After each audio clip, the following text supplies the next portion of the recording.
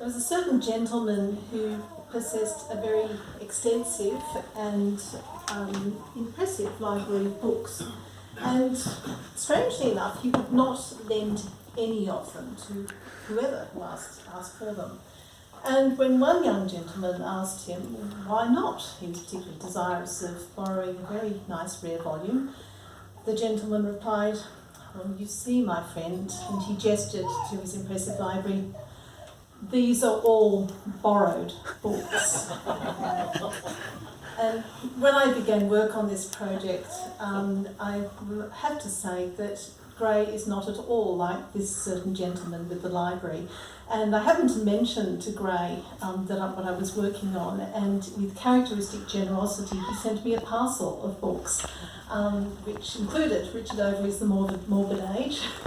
But it was a number of years before I ever actually returned them. In fact, I had them with me today because, unlike that aforementioned gentleman, I do like to return the things I borrow.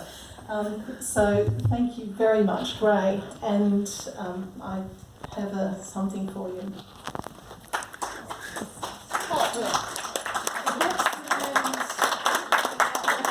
nice copy of By Violence Unavenged. That's all right. And there's some flowers.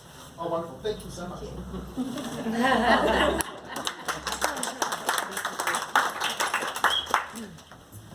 The new copy he has of my book is a far improvement from the ratted old, rather horrible yellow original edition that I sent earlier on. It's always interesting when you start writing something that you end up knowing a little about a lot and a lot about a little. And now I feel I know even less about what I thought I knew after hearing Gray. Such is life. And research is quite a bizarre affair. One gets into all sorts of funny little things like deer hunting and the use of veronal, different cakes, and I'll get more to that, wine, language, one starts mastering Yiddish, all sorts of peculiar things that one gets into, train timetables, ship timetables, shipping, names of ships, old maps and things, and it becomes a very interesting project to recreate an age. And one of the things that came up was what is being served this afternoon, which is Punschkrapfel. It's a very delectable little Viennese dessert of sponge cake soaked in apricot rum liqueur and a little bit of chocolate and fondant on the top. And it really does epitomise so much of what Vienna is. It's such an indulgence in the most beautiful things. And it was very kindly made for us by Tina McNeish, who's here today. And I want to say a special thank you to Tina for going to trouble at quite late notice, I'd say, as well. But to actually find somebody who could actually make this stuff resulted in quite a bit of investigation. And with that also is a big thank you to my husband, Francis.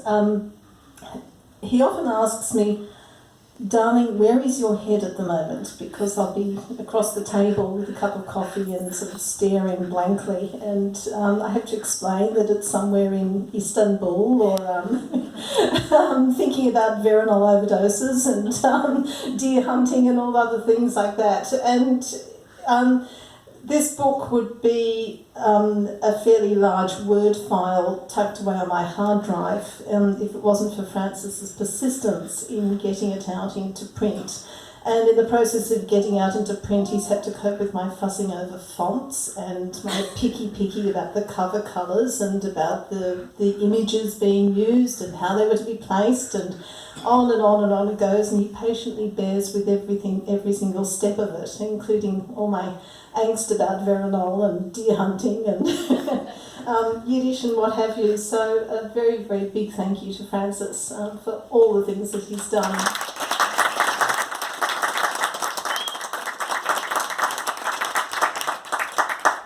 And lastly, we have a lucky door prize, and some of you would have filled out little tickets, and they've all gone into a paper bag, which fortunately we haven't thrown out. So we'll just bring it up here. Can we check if anyone's missed first? Oh. Any latecomers? Any latecomers like to grab a ticket? Oh, quick!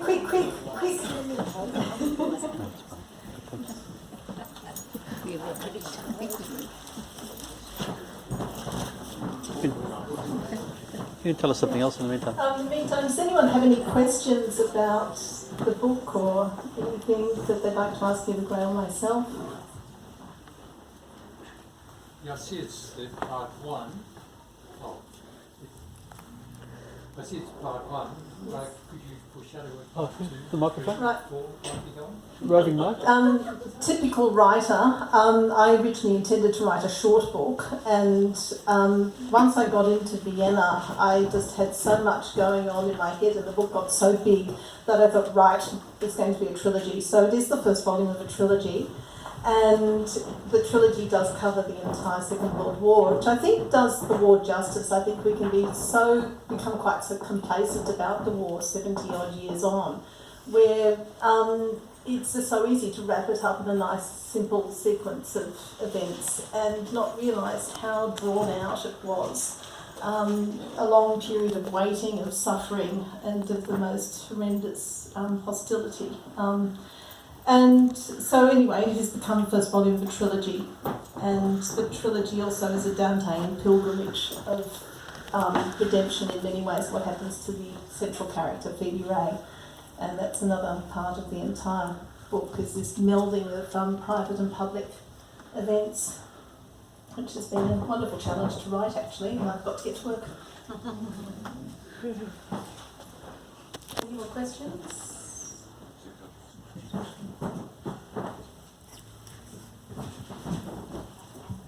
Hi Annette, thanks very much, and to Gray as well. That was a lovely bit of background to your book. I can't wait to read it now. I just wanted to ask, so the third book, have you started, it strikes me that it would be a very natural flow to go from the second to the third. So is that being written right now? Have you written parts of it? Is it coming soon so that it can go from... I haven't read, I'm sorry to say, A Distant Prospect yet, but I'm now looking forward to settling down with that at Christmas, probably. So, A Distant Prospect has sort of become a sort of a prequel. These things are very organic. They seem to change in all sorts of ways.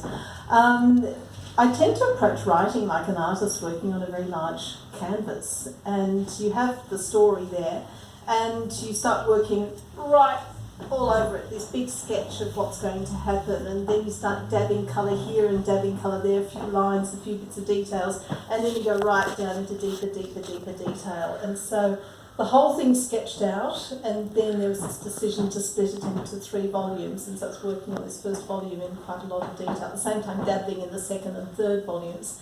And now I've got to commit myself to writing the second volume, and I'll probably work at the third volume at the same time, because the third volume seems to be uppermost in my head at the moment. I've got to know where I'm going. It's a bit like bridge building too. You build either end, and then you come through, and then in goes the keystone, and that's where I am with the second volume. So as I'm writing the second volume, I've partly written the second volume. I hope the second volume will be out in 2 to 3 years, God willing, and then the third volume soon after that, because I think it'll be written fairly concurrently. Also, I've got so many little strings to keep tabs on now, so you've all the stories that happen in the first volume and then linking everything up with the second and third, so hopefully soon. Do you know how it's going to end? Yes. In your mind, you know the last... Yes, but that can change, but as far as I know. And that's the funny thing, you start off saying, I'm going to write about this, and then you learn so much, and so many things start changing about your attitudes about it. You think everything's all sorted out and solved, and you've found you've got a whole lot more questions, and a way of resolving that you never expected to have. It's quite strange. Yes. I just wonder if you've obviously done a lot of research for this book and this project. I just wonder, at any time, did you find yourself constrained by the historical veracity or by your desire to be historically true? I guess what I'm saying is, was there a time, perhaps in writing the book, when you thought that the fiction might go in a different direction from when you started out, from where you started out, and that this might interfere somehow with the history that you were covering as well? Right, okay, there are lots of things in here. I'll try my best to answer And all what's that. Veranold? The barbituriate. Well, you get it. A sleeping Sometimes I wish. Now, let's see.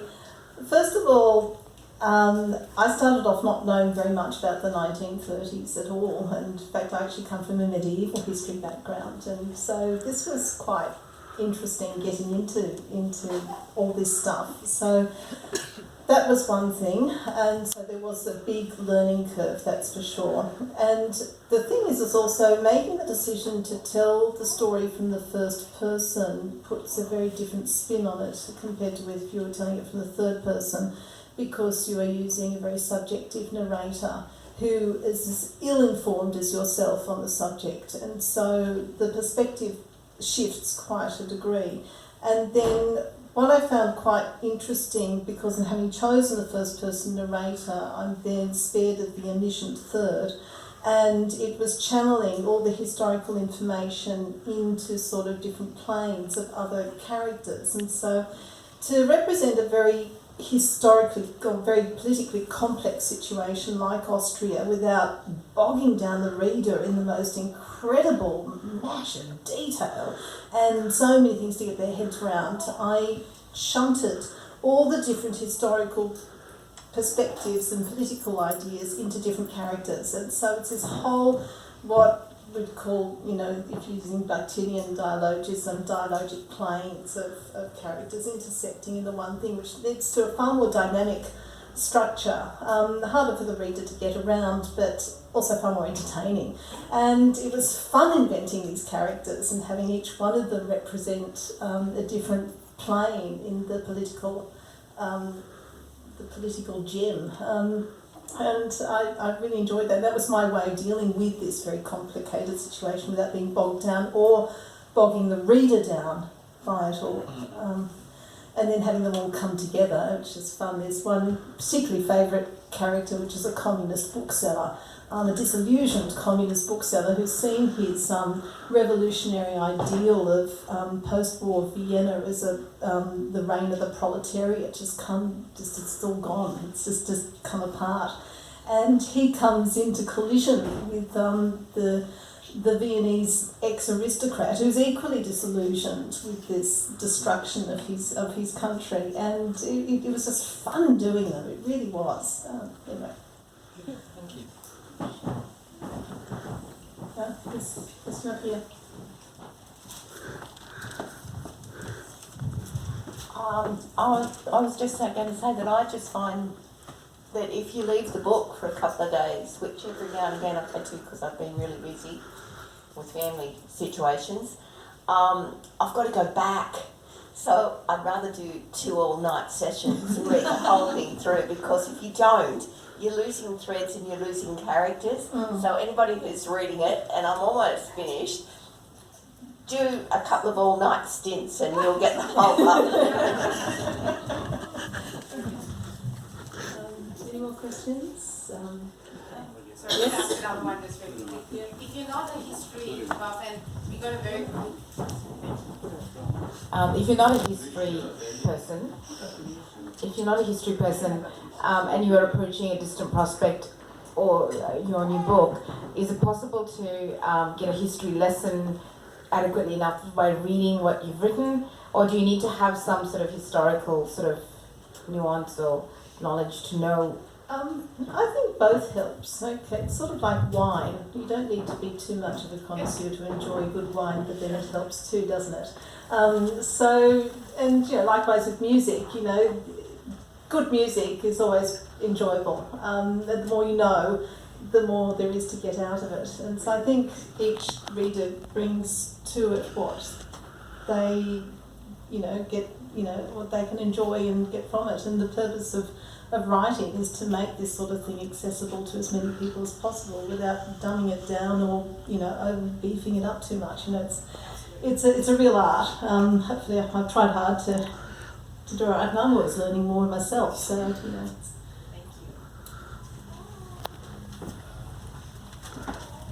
I tried to get a Jewish friend to come along with me. He wasn't able to. But you did mention something about having to become familiar with Yiddish, which was the spoken language of Jews in Central Europe. Could you explain, without giving too much away in the plot, as to how Yiddish or the Jewish culture comes into your story? Right. The Jewish culture in Austria is fascinating, absolutely fascinating. And what I found particularly interesting, what I really wanted to avoid first of all, is a stereotyped image in any way of the Jewish, the lambs to the slaughter thing. There are all sorts of fairly cliche representations of Jewish people, and I really wanted to emphasise the personality of various Jewish characters in the book, and there are quite a number of them, and the nature of Jewish Vienna as being a very diverse group of people. So on the one hand you have the very well-educated, highly cultured Jewish people such as the Rose family, who were a real family. Arnold Rose was the leader of the Rose Quartet. He was also the concertmaster of the Vienna Philharmonic and had been a leader of this quartet for 50, 60 years. And a highly cultured man who was not a practicing Jew. He actually converted later to Christianity, but was not particularly religious in any way whatsoever, but a highly cultured, highly successful, fascinating personality. So on the one hand you've got that element, on the other hand you've got immigrant Jewish people who've come from the Ukraine, who've come from Romania, who've come from other parts of Europe, who have settled and found refuge in Austria and have brought with them their cultures and language. And then you've got other Jewish people. There's a family that runs a bakery in Leopoldstadt in the book, and they are Orthodox Jews who are very Austrian and considered very much a part of their culture and their way of being. You've got other persons who have long left their religion behind, don't profess any religion, and all of a sudden when the Nazis come they find by blood, purely by blood, that they are Jewish, and it has nothing to do with religion as far as the Nazis are concerned. And it's a huge shock to the system. All of a sudden they're being put in this box and then having to leave the country and having their lives threatened. So it was trying to capture this very complex world of Jewish Vienna within the context of a bigger Vienna that I really wanted to do justice to. I hope I've done that. And Yiddish was part of that. Yeah.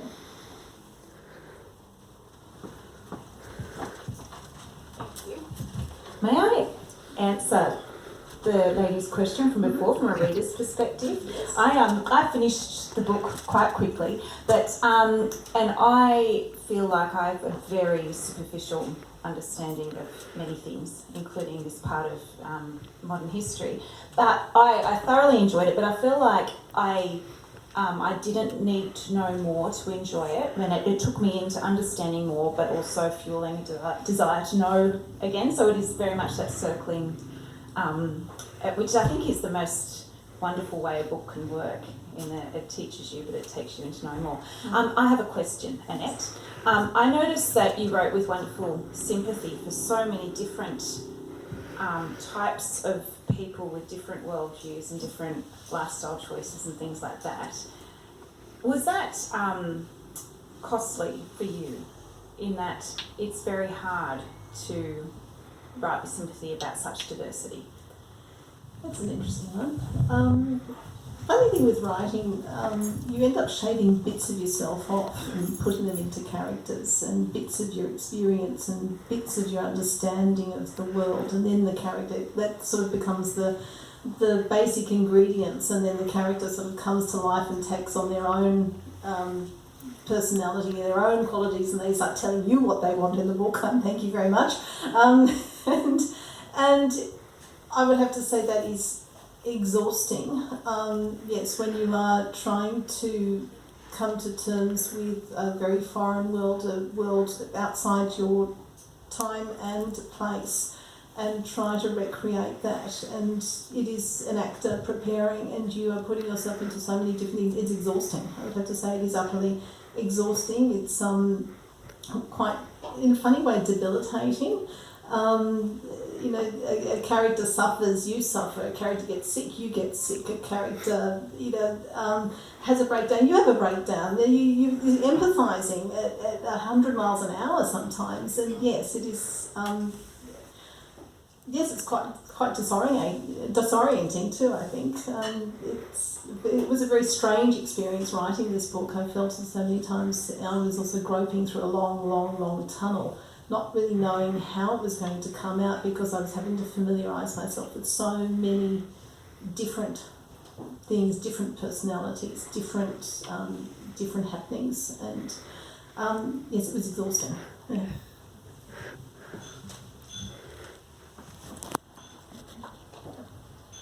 It's lucky door prize. Might be it. Okay.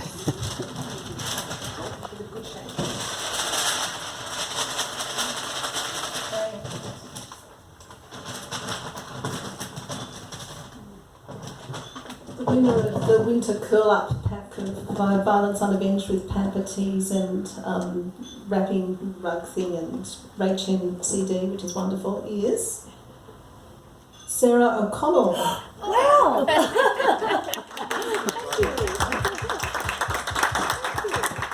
So, which is off the back. We'll get I never win anything. Just one final thing. I think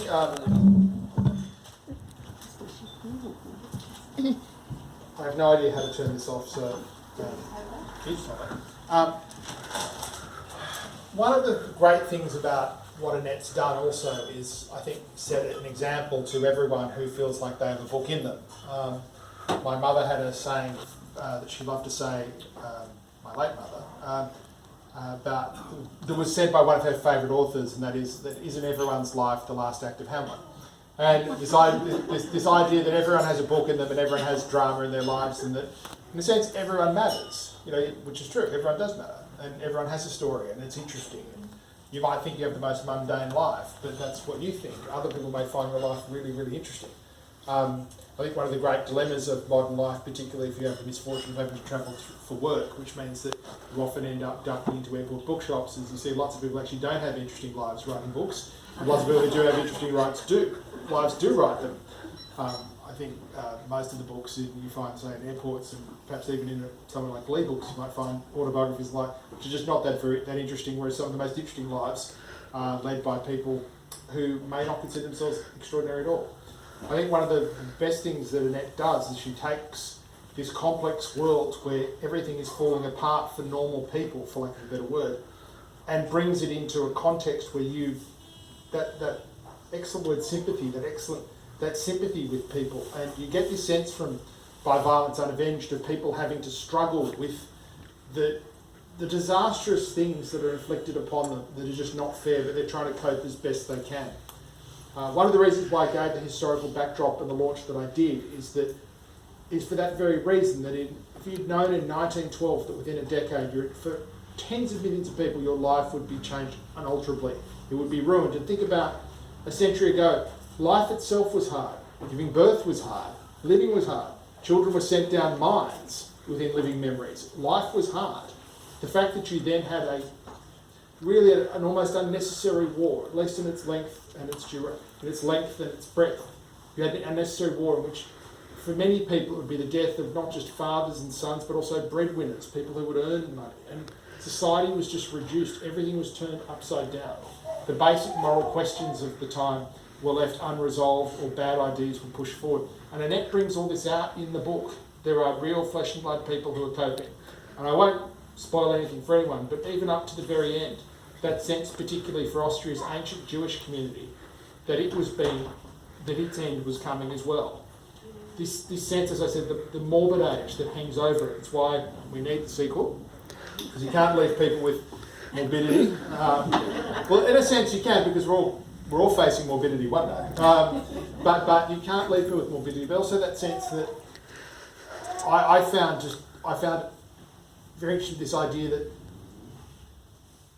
not that things can get better, but the idea that we cannot be left with a civilization like that, where there is just only death and the train line to the concentration camp and the like to look forward to. There must be more than that. And It's one thing that I pondered when I read the book, and it's a thing I ponder all the time. When people talk about cliches like the liberal world order or civilization, what does that mean? What are you actually? What does that mean in 2019? What shared values inform that today? You may have different views. I think it would be shock people a century ago that someone, a rugby player of all people, would be having his career terminated over posting the Bible. A century ago, the idea of posting the Bible by a football player would have been shocking, but for completely different reasons. The idea that our civilizational norms are in a sense out of whack, and where that comes from is from this world that Annette depicts so, I think, brilliantly in By Violence Unavenged. That idea that the war came, it destroyed everything, nothing worthwhile was left in its place, and here are these, I think, decent people, but in the most place, decent people struggling to hold on to what little they still have. And it's a great book. It's a book that you should definitely give out. You should buy for yourself. You should also buy a copy for your friends and family.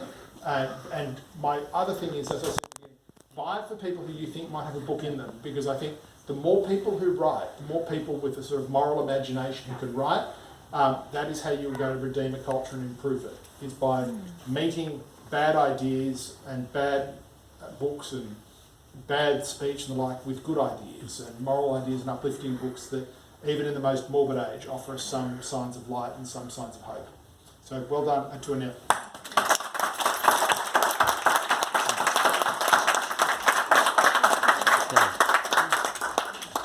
Thank you all very much for coming. Let us enjoy some more cake and nice things. And I'm down here to talk too.